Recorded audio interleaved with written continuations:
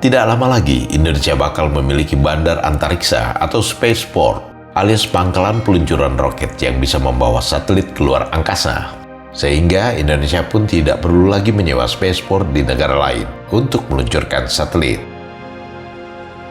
Sedangkan satelitnya, anak-anak bangsa Indonesia sudah sejak lama bisa membuatnya sendiri, baik melalui Lembaga Penerbangan Antariksa Nasional atau LAPAN, maupun Badan Riset dan Inovasi Indonesia atau BRIN, meskipun masih terbatas pada microsatelit.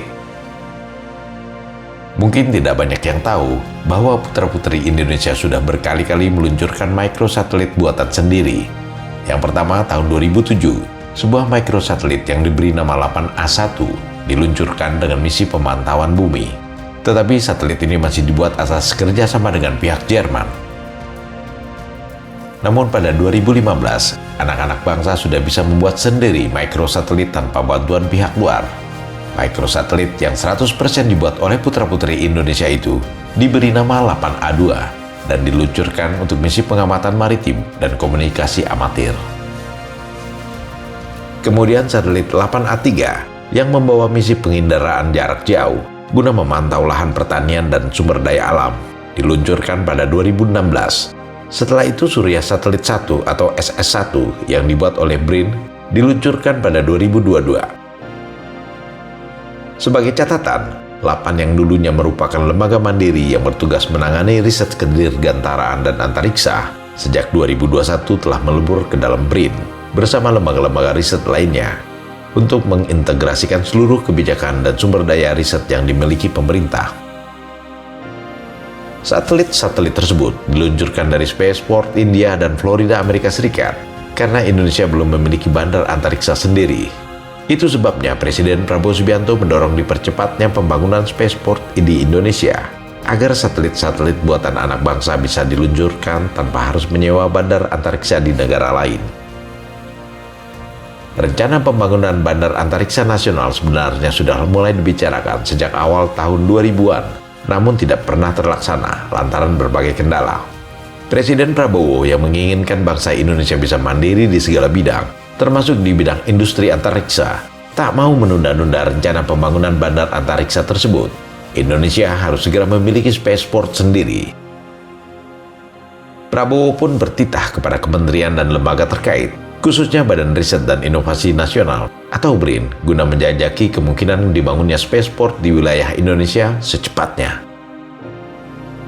Tentu saja Indonesia tidak bisa bekerja sendiri guna mewujudkan spaceport tersebut. Indonesia harus menggandeng negara yang sudah sangat berpengalaman di bidang kedirgantaran dan antariksa, seperti Rusia. Rusia merupakan salah satu pemimpin global dalam teknologi antariksa di samping Amerika Serikat. Dalam berkali-kali pertemuannya dengan Presiden Rusia Vladimir Putin, salah satu topik yang dibicarakan Prabowo adalah ajakan kerjasama untuk membangun bandar antariksa di wilayah Indonesia. Putin pun bersedia membantu dan bekerja sama secara luas. Bukan hanya bantuan pembangunan infrastruktur yang akan diberikan Rusia, tetapi juga transfer teknologi dan pengembangan sumber daya manusia kepada anak-anak bangsa Indonesia.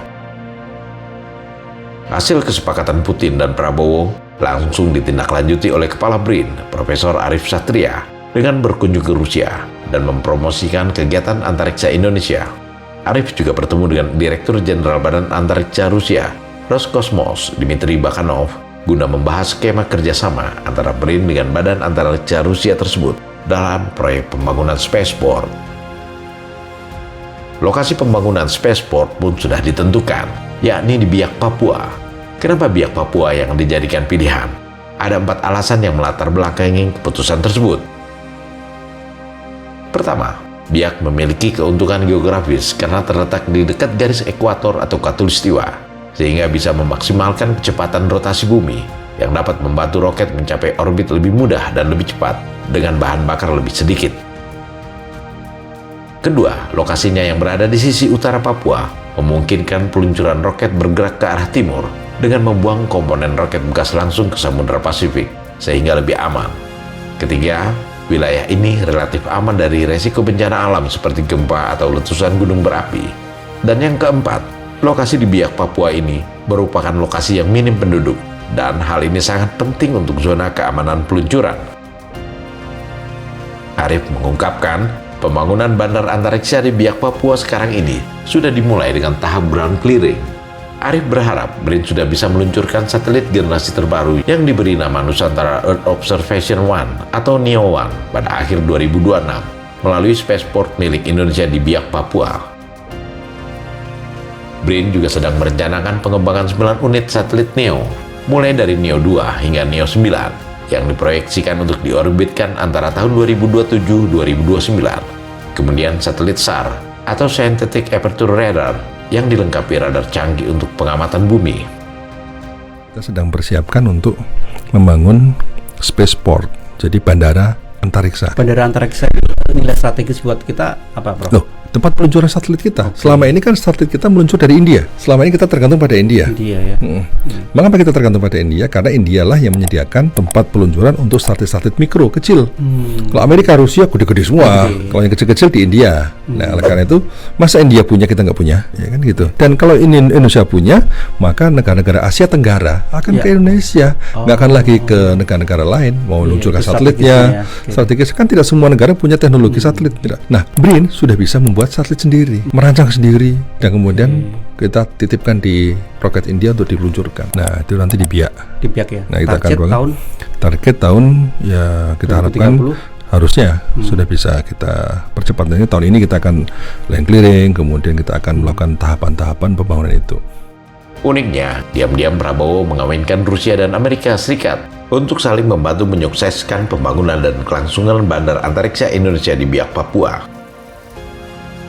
Mengutip akun Instagram Pinter Politik, industri antariksa tidak terbatas pada spaceport, roket, dan satelit, tapi juga industri high-tech seperti semikonduktor dan manufaktur silika. Silika yang diolah menjadi semikonduktor adalah otak satelit dan kendali roket. Dan industri semikonduktor serta manufaktur silika itu telah dibangun di beberapa tempat di Indonesia, salah satunya di Pulau Galang, Batam, Provinsi Kepulauan Riau. Industri tersebut terwujud sebagai hasil kerjasama Indonesia dan Amerika Serikat. Ini merupakan strategi cantik Prabowo, mengawinkan kekuatan Rusia dan Amerika Serikat di bidang antariksa dan teknologi tinggi. Padahal kedua negara superpower itu sudah sejak 1960-an bersaing ketat untuk menguasai luar angkasa. Keduanya berlomba membuat satelit dan meluncurkan roket-roket canggihnya ke luar angkasa, sehingga dunia pun mengenal istilah kosmonot dari Rusia dan astronot dari Amerika Serikat, para awak roket terlatih yang bertugas menempatkan satelit-satelit mereka di luar orbit bumi. Tetapi di tangan Prabowo, melalui diplomasi tingkat tingginya yang ciamik, kedua negara adidaya itu diam-diam saling membantu untuk memperkuat industri antariksa Indonesia. Rusia membangun tubuh antariksanya, dan Amerika Serikat membangun otaknya. Keduanya bertemu di Biak Papua. Jika spaceport atau bandar antariksa Indonesia itu terwujud menjadi kenyataan dan siap beroperasi, maka yang bisa memanfaatkannya bukan hanya Indonesia, tetapi juga negara-negara lainnya, terutama negara-negara di kawasan Asia Tenggara.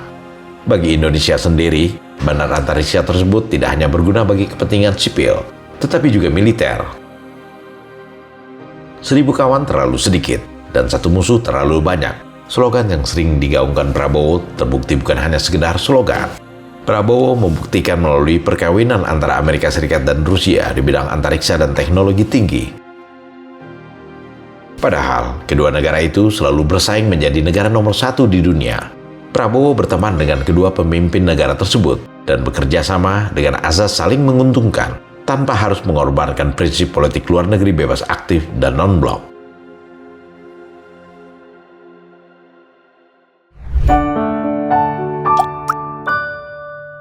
Men of our time.